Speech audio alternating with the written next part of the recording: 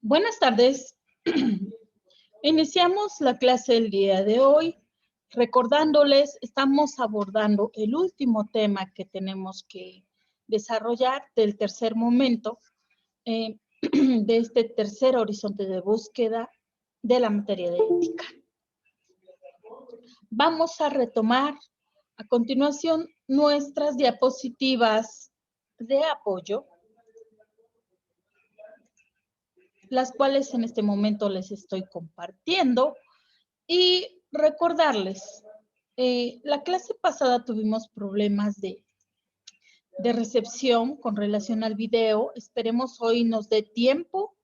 Vamos a terminar de abordar lo que son los contenidos de las diapositivas y después vamos a abordar los consejos de la doctora Elena Vadillo.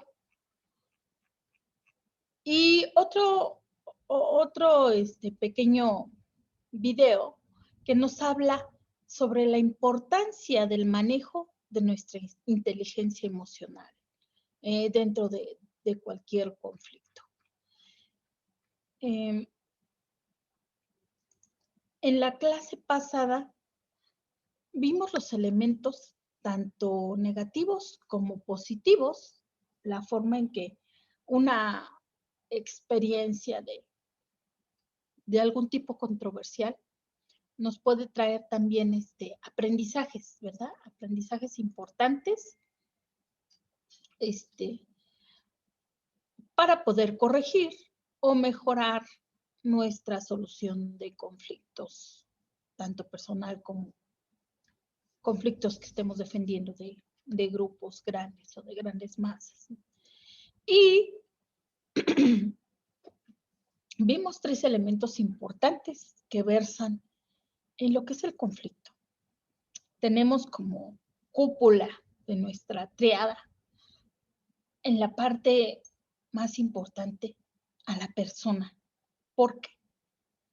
Porque dependiendo de la problemática que esté enfrentando y de cómo procese esta persona esta problemática, se va a diluir las diferencias o los problemas, o se van a hacer más grandes y van a ir a extremos mayores, ¿verdad? Entonces, es bien importante el hacer de la persona, lo que va a ejecutar, lo que reflexiona y va a realizar. Y para ello, vamos a abordar de manera ya más detallada algunos consejos que nos da Lederich en su libro publicado en el 2000, relativo a los elementos y la forma en que se genera el conflicto. Nos dice que los elementos importantes van a ser los protagonistas, la dinámica de poder en relación, las percepciones del problema, las emociones, los sentimientos, las posiciones, los intereses, las necesidades, los valores y los principios. Ok, tenemos 7 elementos importantes. ¿Dónde está la importancia de cada uno de estos elementos? ¿Cómo vamos a saber qué tan importante es el protagonismo, la dinámica de poder, etcétera? Pues a través de una serie de preguntas que nosotros, antes de hacer o de opinar o de intervenir en un conflicto, debemos de tomar en cuenta en cada uno de esos 7 elementos. ¿Cuáles son las preguntas que tenemos que hacernos con relación a los protagonistas de un conflicto? Son las siguientes que nos sugiere el Lidereche. ¿Quién está implicado en el conflicto? Hay más personas implicadas, aunque no sea de manera directa, en ese problema que estamos abordando. Estas mismas personas tienen algún interés con relación al conflicto. Alguien existe dentro del problema que pueda ayudar a resolver ese conflicto, si alguien puede interferir en la resolución de conflictos, siempre se tiene que valorar algo muy importante. Debe de ser una persona totalmente imparcial. Esto es, que no tenga preferencia ni por una ni por otra de las partes. Muchas veces, y son principios básicos que se manejan en toda normatividad, ¿no? Muchas veces dicen, es que no es justo porque fuimos a tal juzgado y ahí nos estamos divorciando, pero las cosas se están dando muy injustas porque están favoreciendo mucho a mi parte contraria, etcétera. Y es que tiene un conocido que es muy amigo de esta persona y pues como por la amistad, por el lazo de amistad o el lazo de parentesco o el tipo de lazo que sea, pues le están sacando los acuerdos de manera favorable para él, ¿no? Y comentan muchas veces ese tipo de situaciones. Hay acciones que se pueden ejercer y que si tú puedes probar el interés de las personas, su deber como autoridad imparcial es informar que hay un aspecto de amistad que le impide ser imparcial y no permitirle conocer de dicho asunto y mandarlo a otra sala, a otro juzgado que conozca de la controversia en comento. Y eso es lo que debería de ser, ¿verdad? Pero muchas veces no lo hacen. Entonces, ¿tú qué tienes que hacer? Tú tienes que generar una acción legal para hacer saber a una autoridad inmediata superior a esta que esta persona no debe de conocer porque no es imparcial y tienes que demostrar que efectivamente esa persona no está siendo imparcial y cuáles son los lazos de amistad o los lazos que la hacen no ser no mostrar preferencia hacia alguna de las partes. Entonces, por comentar alguna situación, ¿no? En cuanto a las características que debe tener esta persona que va a dirimir, porque también, pues, ya hoy día que se están manejando muchas cuestiones ya en materia oral, dentro de los cambios que ha habido en cuestión de impartición de justicia, tenemos que ya independientemente del asunto que se trate y la materia, tenemos que la ley ya nos contempla lo que conocemos como el proceso de mediación y que ya inclusive en juzgados está solicitando que antes de que las partes generen una acción, primero se trate de pasar a una sala intermedia de mediación para ver si llegan a acuerdos y que de alguna manera se levante un convenio y que ya no se ejerciten acciones mayores, ¿verdad? Acciones legales mayores. Entonces, está ya incrustado esta figura de mediación y la persona que tiene que tiene que juntar y que tiene que estar, debe de ser totalmente imparcial también y no debe mostrar interés por ninguna de las partes, no debe de haber interés de ningún tipo. Otra de las preguntas, alguien que tiene capacidad para tomar decisiones. Ustedes saben, mayores de edad ya gozan de su capacidad de goce y ejercicio, menores de edad apenas tienen la capacidad de goce.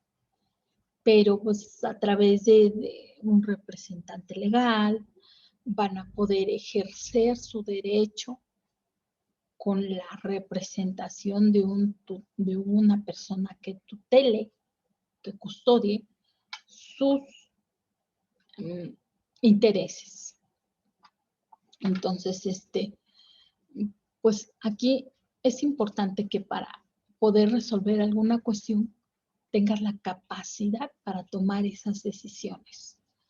Hay implicados que están agrupados y que tienen representantes. Muchas veces vemos ejercer esta situación en el caso de afectaciones que, por ejemplo, una fábrica y que se van a huelga porque los están afectando, porque no se hizo una correcta repartición de utilidades, etcétera, ¿no? Entonces entra en función el sindicato que representa a los trabajadores para la defensa y protección de los derechos, etcétera. Entonces, así como para una cuestión laboral o cualquier otra cuestión que dirimir, va a haber una representación, ¿verdad? A veces es a través de instituciones ya debidamente y legalmente agrupadas. Y a veces se realiza un comité que específicamente se genera para esa razón de ser, como por ejemplo cuando hicieron su marcha los estudiantes de medicina, generaron una mesa de debate y esa mesa los representaba, ¿no? Entonces hicieron su manifestación, fueron escuchados, todo, y esa misma mesa de representación tuvo la facultad de representarlos a todos y de manifestar las inconformidades que los hacían manifestarse, ¿no? Entonces, por mencionar algunas situaciones. Eso es en cuanto al protagonismo. En cuanto a la dinámica de poder en la relación, dos preguntas importantes. ¿Cómo es la relación entre las partes y qué importancia tiene esta relación? Muchas veces vemos esta figura que se repite constantemente en algunas personas, ¿verdad? Que permiten de alguna manera que acceder a todo lo que las demás personas quieren, y cuando se rebelan, cuando, digamos, les llenan el vasito y ya no se dejan imponer ciertas situaciones, es cuando empieza el conflicto, cuando detona el conflicto, ¿verdad? ¿Por qué? Pues porque el otro ya nos está dejando. Entonces ya no hay una dinámica de poder, de dominación total siempre, ¿no? Entonces cuando el otro se revela es cuando viene el choque de las diferencias. Percepciones del problema. Todos tenemos diferente forma de ver las cosas, sobre todo cuando nos queremos opinar o nos piden opinión de alguna cuestión en la que no estuvimos ahí, nosotros sí la vimos. Y a lo mejor aunque la hayamos visto, no va a ser lo mismo que comente los mismos hechos una persona con su percepción, con su forma de haberlo visto, que la otra. Va a haber pequeños o grandes variantes, ¿verdad? ¿Y cuáles son las interrogantes importantes de acuerdo a las percepciones, a la visión de cada persona? ¿Qué pudo haber provocado la situación? ¿Qué elementos forman parte de esa situación? La situación fue provocada por cómo yo me sentía. Muchas veces no es tanto lo que se genera, sino que llegan con malos ánimos, mal carácter, o después de haber detonado algún pleito en otro lado, y ya cualquier cosita los pone a la defensiva y agresivos, ¿no? Entonces, suelen detonar algo que no habían detonado en otro lado y con otras personas.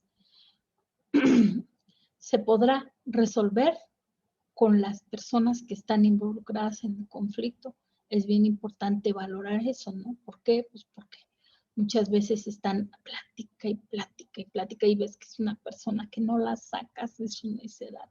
Y aunque le des una y mil razones, no la sacas, no vas a llegar a ningún lado por mucha plática que tengas con esa persona. Entonces es bien importante valorar cuál es su percepción del problema y si realmente tiene el ánimo de resolver o de plano no, está en una posición totalmente que no va a cambiar de esa posición. Entonces resulta improductivo, desgastante, el que tú estés en esa mesa de diálogo. Tienes que buscar otras formas, otras alternativas que puedas utilizar para resolver ese problema.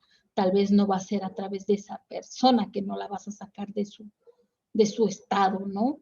Y que ya valoraste que no vas a poderla sacar, tienes que buscar otras vías, otros medios de resolución. Emociones y sentimientos.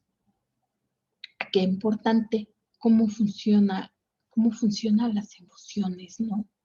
Muchas veces llegamos de malas porque nos fue mal todo el día. Y basta una pequeña cosa para que detonemos y se haga un problema muy grande, ¿no? ¿Cómo te sientes en esa situación? ¿Cómo te ha afectado emocionalmente la situación? ¿Cómo influirán las emociones en un posible encuentro? Hechos fuertes, circunstancias tal vez inconcebibles en tu cabeza, te pueden hacer detonar una situación e inclusive cambiar tu actual situación y ponerte en un estatus de gravidez, de problema. Suele pasar cuando por alguna circunstancia llegas muy molesto con una persona, porque en ese instante te hace enojar fuertemente y te le vas a los golpes y se te va la mano y le terminas generando lesiones muy graves, ¿no? Que a lo mejor pierde una pierna o algo por el estilo. Y se agrava la situación. No resuelve nada. Al contrario, lo vuelve más perjudicial para ambas partes, ¿no? Por un lado, porque pues tienes que buscar se te otorga el perdón para no quedar en prisión, porque tienes que pagar los daños causados, y varias circunstancias, varios elementos importantes que se van generando producto de consecuencias fuertes, ¿no? Dentro de una problemática no bien llevada, no bien encauzada. Las posiciones. Cada persona, dependiendo de lo que piensa y de lo que busca, va a generar o va a tomar una posición, una postura. Y va a defender esa postura en base a lo que cree, a lo que piensa y a las bases que tiene. Estas posiciones influyen mucho. ¿Qué es lo que quieren o qué es lo que están pidiendo? Que de alguna manera se resuelva algo con relación a eso. Intereses y necesidades. Debemos de preguntarnos, ¿por qué es importante lo que están pidiendo dentro del problema que nos están exponiendo, que nos están dando a conocer? ¿Para qué necesitan lo que piden y qué beneficios obtendrían con los que están pidiendo? Buscando el porqué de las cosas es más fácil ver diferentes formas para darle cauce, para resolver un problema. Valores y principios. Cuando estamos siempre frente a un problema, no solo influye en nuestro estado de ánimo o los intereses que tenemos. Si esto se combina y de alguna manera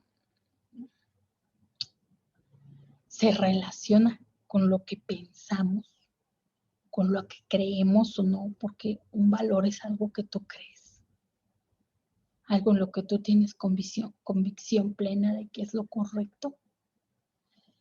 Es importante cómo dentro de un conflicto intervienen estos elementos, ¿no? Los valores y los principios. Y para ello, antes de actuar, debemos de pensar, debemos de preguntarnos, ¿cuál es mi principio que está vulnerando la actual situación? Tengo que pasar de mis principios para ver posibles soluciones a la situación y se pueden ver comprometidos mis valores religiosos ante dicha situación, ante dicha solución de la problemática. Se comprometen los valores, se compromete a lo que uno creó, a lo que uno piensa. Es importante considerar los puntos de vista de las partes, ¿verdad? Las creencias, las necesidades, porque muchas veces estas chocan contra lo que los otros quieren y por eso no se llegan a acuerdos. ¿Qué tan fácil, por ejemplo, aquí en la ilustración que ustedes pueden ver, aquí el ejemplo, pues falta de comunicación, ¿no? A lo mejor la señora le está diciendo al doctor, dígale que no le dé lo que le está pidiendo porque va contra mi religión, ¿no? Posiblemente le enseñaron sus principios y valores que solo se intimaba para procrear, como lo dice su religión, por ejemplo. Entonces, hay una contraposición con lo que piensa y cree su pareja. Y por la falta de comunicación, de no decírselo abiertamente, no hay ese vínculo de comunicación y se está generando una pequeña diferencia, pequeña que dependiendo de cómo la lleven a cabo, se puede hacer más pequeña, difuminar o se puede hacer grande, ¿verdad? Y aquí, pues, ¿qué interviene en el tipo de decisiones? Pues las creencias, los valores, en lo que nosotros estamos de acuerdo y en lo que no. Y muchas veces no lo sabemos manifestar, expresar a la parte contraria o a la otra parte, o no lo sabemos entender, o simple y sencillamente no lo hablamos abiertamente. Y vean aquí el elemento comunicación, qué tan importante es, ¿verdad? El expresar qué es lo que crees, qué es lo que no crees, cuáles son tus valores, cuáles son los míos. Y así poder sopesar y llegar a un punto intermedio, ¿no? Los elementos relativos al proceso del conflicto vienen siendo la dinámica del propio conflicto, la comunicación y la relación que hay entre las personas que se están conflictuando o que se está dando el conflicto y los tipos de enfrentamiento a los que se pueden enfrentar estas personas. ¿Cuáles son los tipos de enfrentamiento? Básicamente son 3. Uno, el enfrentamiento de relación y de mala comunicación. El otro es el que se genera por preferencias, valores o creencias. Y el conflicto por intereses y necesidades. De este tipo de conflicto vamos a encontrar otros dos más. ¿Cuáles son? El conflicto por recursos y el conflicto por actividades. Ya se ve. Ya se ve.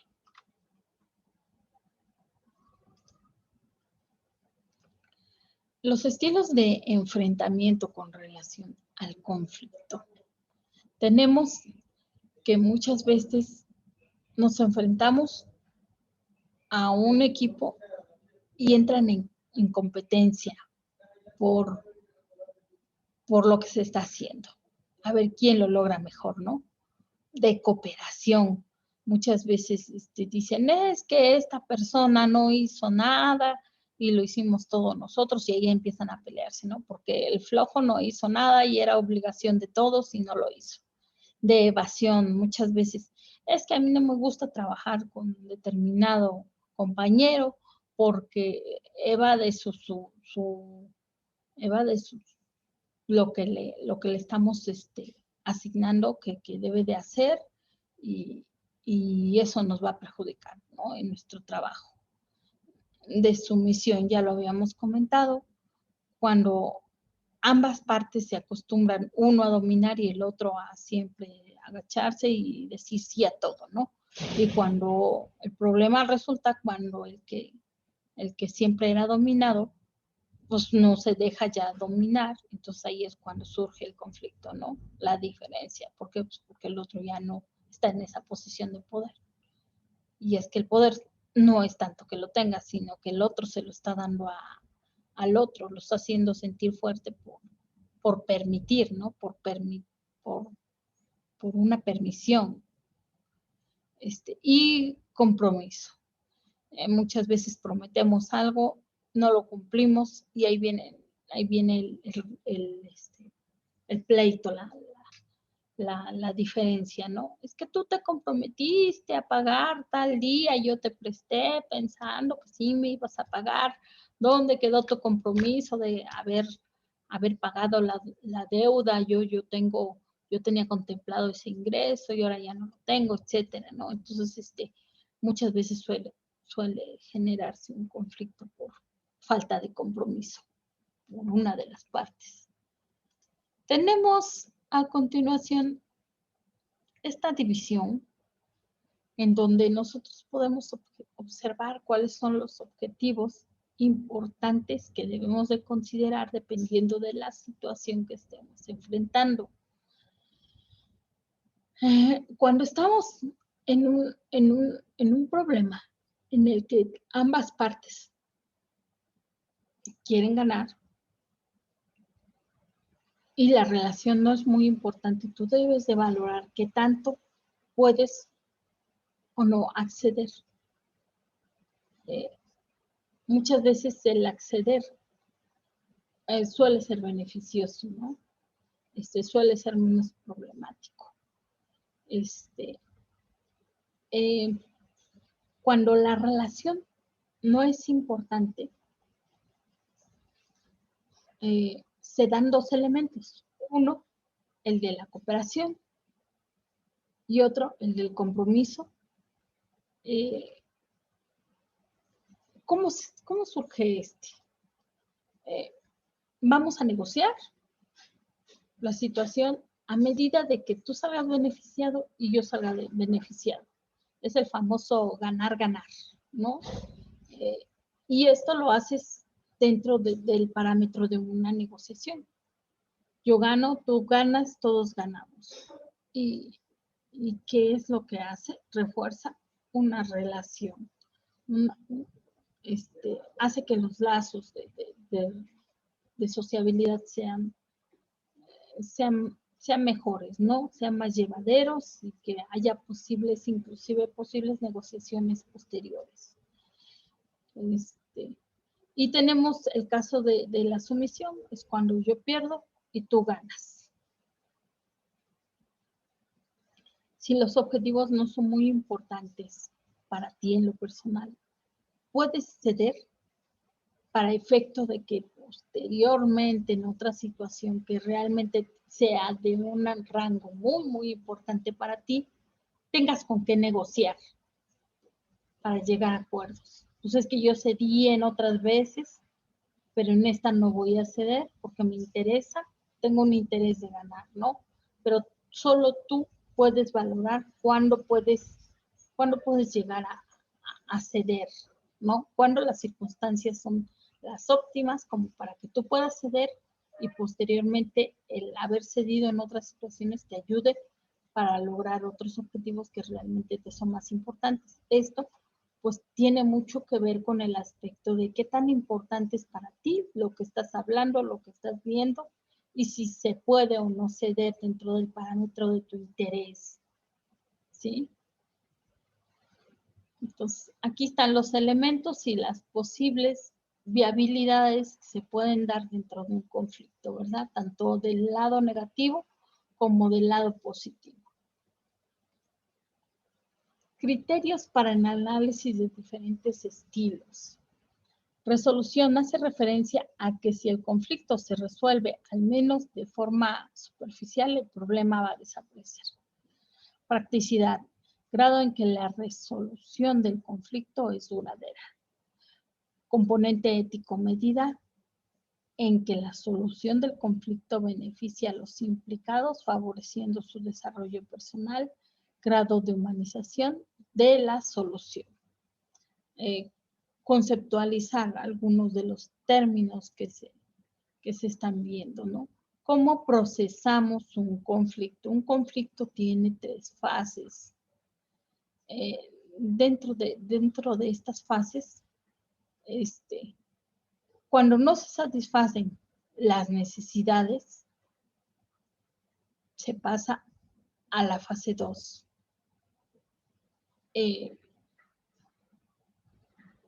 El problema se agrava más, pero tú ya estás también en esa etapa en la que tratas de prevenir. A eso refiere la prevención, ¿no?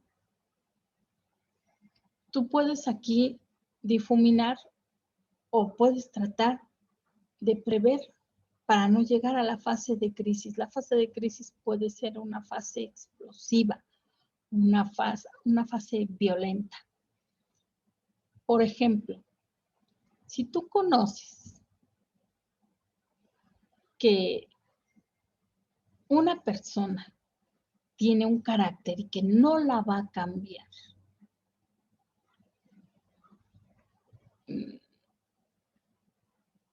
y sabes cómo hacerla enojar más, y si la haces enojar más,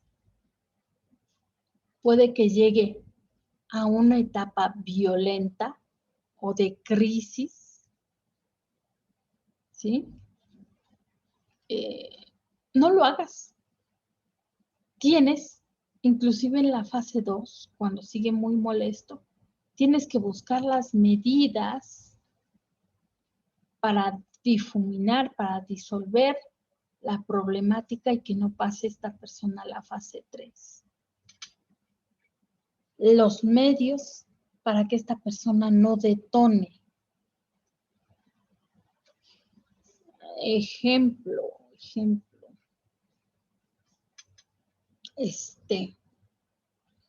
Un hermano muy enojón, que sabes que si llega a cierto grado de enojo, suelta golpes. Pero sabes que, por ejemplo, si no le haces caso, si no sigues discutiendo con esa persona, el problema se va a disolver. Ya no va a pasar a la fase 3, ya no va a buscar pegarse o pegarle a nadie más. Depende mucho de la persona con la que está interactuando, que se genere la prevención para que no pase a la fase 3, para que no detone la situación y se entre en un estado de crisis, consecuencias mayores. Casos, muchos. Ejemplos, familias con mujeres o hombres violentos que les llegan a pelearse mucho y llegan a salir lesionados, pero llega al grado en el que se les pasa la mano y llega a matar uno al otro. Ya cosas fuertes.